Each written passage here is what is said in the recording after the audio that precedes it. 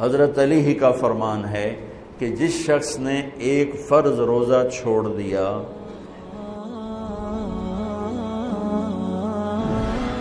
رمضان کیوں کہتے ہیں؟ رمضان کا مطلب ہے جل جانا، کس چیز کا جل جانا؟ صلاۃ الاوابین حین ترمز الفصال، نیک لوگ ایک نماز پڑھتے ہیں کب؟ جب اونٹ کے پاؤں جلنے لگیں، اونٹ کے پاؤں جب جلنے لگیں، اونٹ کے بچے کے پاؤں جب جلنے لگیں۔ تو رمضان میں جل جانا، اس کا روزے سے کیا تعلق ہے؟ اس کا روزے سے تعلق یہ ہے کہ 360 دن سال میں ہوتے ہیں چاند کے لحاظ سے، 330 دن کے گناہ اللہ رمضان کے روزوں میں ہر روز میرے آپ کے گناہ جلاتا ہے، جلاتا ہے، جلاتا ہے۔ بھوک لگتی ہے ایک آگ بنتی ہے، پیاس لگتی ہے ایک آگ بنتی ہے۔ تو ہمارے لکڑی کی آگ میں چیزیں جلتی ہیں اور ہماری بھوک، روزے کی بھوک کی آگ میں گناہ جلتے ہیں، اور 29ویں روزے اللہ سارے سال کے گناہوں کو جلا کے روزہ والا یا روزے والی کو ایسے پاک کر دیتا ہے جیسے آج ماں کے پیٹ سے نکلا ہو، ایسے ان کو خوبصورت کر دیتا ہے۔ حج کا مہینہ آیا، اعمال اسی طرح ہیں جیسے ہوتے ہیں۔ رمضان کا مہینہ آیا تو میرے نبی کا اعلان ہو گیا، ایک فرض 70 فرض کے برابر ہو جاتا ہے، کمال ہے، نفل فرض کے برابر۔ فرض اور نفل میں فرق کیا ہے؟ حضرت علی ہی کا فرمان ہے کہ جس شخص نے ایک فرض روزہ چھوڑ دیا، پھر قیامت تک اس کی قضا میں نفل روزے رکھتا رہا، تو ایک روزے کا یہ سارے روزے بدلہ نہیں ہو سکتے۔ ایک نماز چھوڑ دی اور پھر اس کی قضا میں قیامت تک نفل پڑھتا رہا، تو فرض نماز کی ایک رکعت کے ایک سجدے کے برابر بھی نہیں ہے۔ فرض میں اتنی طاقت ہے۔ تو اللہ کی رحمت کیسے متوجہ ہوتی ہے کہ رمضان کے مہینے میں اللہ فرماتے ہیں میرے محبوب کی امت ہے، ایک فرض کو 70 کے برابر کر دو، اور پھر فرماتے ہیں نفل کو فرضوں کے برابر کر دو، اور پھر فرماتے ہیں جو رات کو تراویح پڑھے گا، دن میں روزہ رکھے گا، آخری رات اسے ایسے دھو کے پاک کر دوں گا کہ اس کے ذمے گناہ کا ایک ذرہ بھی باقی نہیں بچے گا، سب گناہ اللہ تعالیٰ اس کے معاف فرما دے گا۔ اور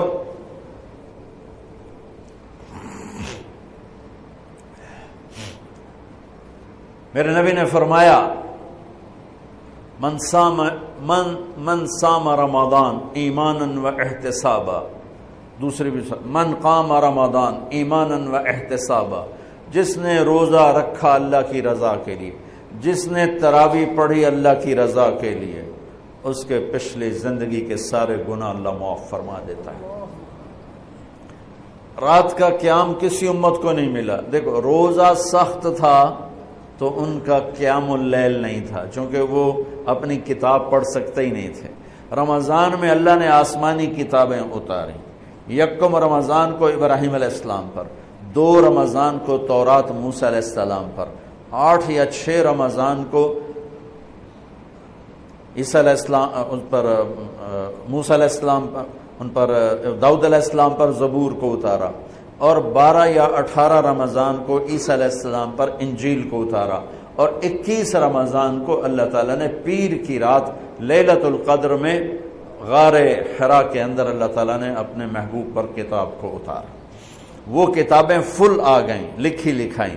قرآن فل نہیں آیا، قرآن صرف ایک سورت کے 19 الفاظ آئے بس، اور پھر 23 برس میں قرآن اترا۔ کتنے انبیاء ایسے گزرے ہیں جن کے پاس جبریل زندگی میں ایک دفعہ آیا، زندگی میں جبریل ایک دفعہ، اور ایک سے لے کر آگے کوئی تعداد مقرر نہیں ہے، 100 دفعہ 200 دفعہ، لیکن آپ حیران ہوں گے ہمارے نبی پر جبریل 23 برس میں 24,000 دفعہ آئے، 24,000 دفعہ، جو ایک عجب العجائب ہے، عجب العجائب ہے۔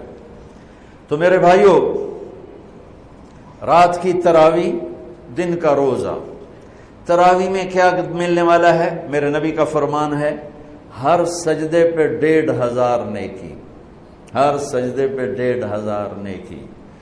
تھوڑی اپنی کاروباری مصروفیت گھٹاؤ، اپنی کاروباری مشقت گھٹاؤ، اپنے ملازموں کی بھی مشقت گھٹاؤ، تاکہ وہ تراویح پڑھ سکیں، روزہ رکھ سکیں، بشاشت سے پڑھ سکیں، اور اللہ کا فضل ہے ڈھیلے سے ڈھیلا حافظ بھی ہو تو 1.5 گھنٹے میں سارا کچھ نمٹ جاتا ہے۔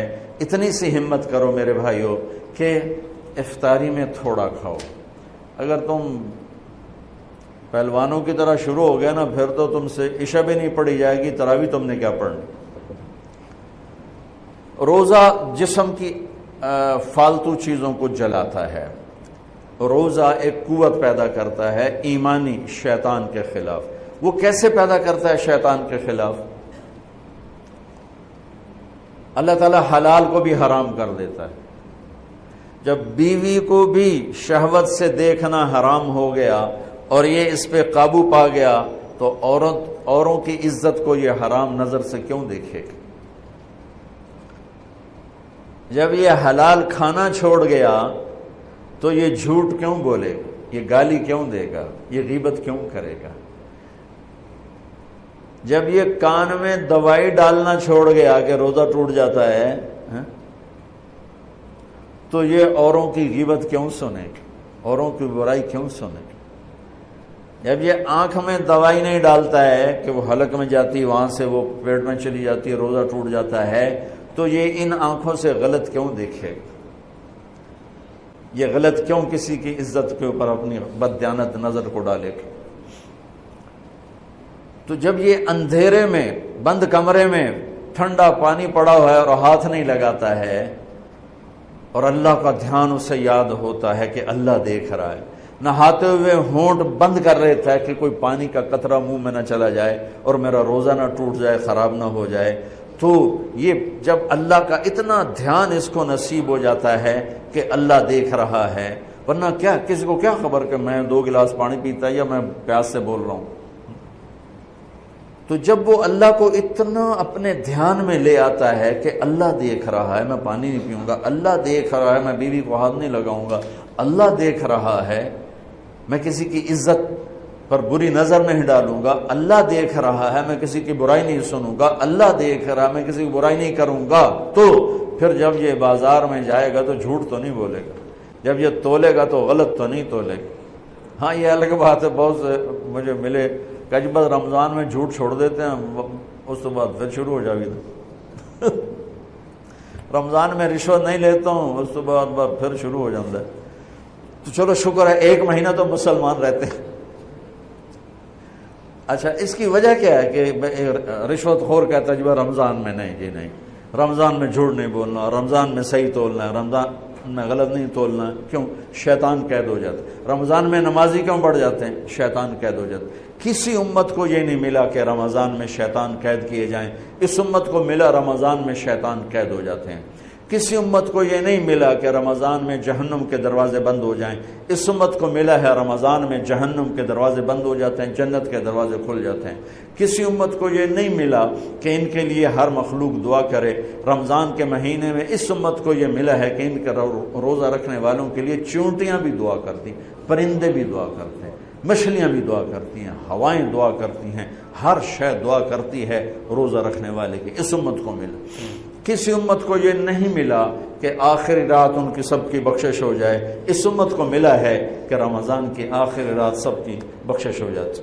کسی امت کو یہ نہیں ملا کہ جنت کی حوریں انہیں روزوں میں یاد کریں، اس امت کو ملا ہے کہ اللہ تعالیٰ جنت کو کہتا ہے کہ تو تیار ہو جا، میک اپ کر لے، میرے بندے آ رہے ہیں، دلہن بن جا، سج دھج کے مجھے دکھا دے تاکہ میں اپنے بندوں کو پیش کروں تحفے کے طور پر۔ یہ ہے تمہاری بھوک کا بدلہ، یہ ہے تمہاری پیاس کا بدلہ۔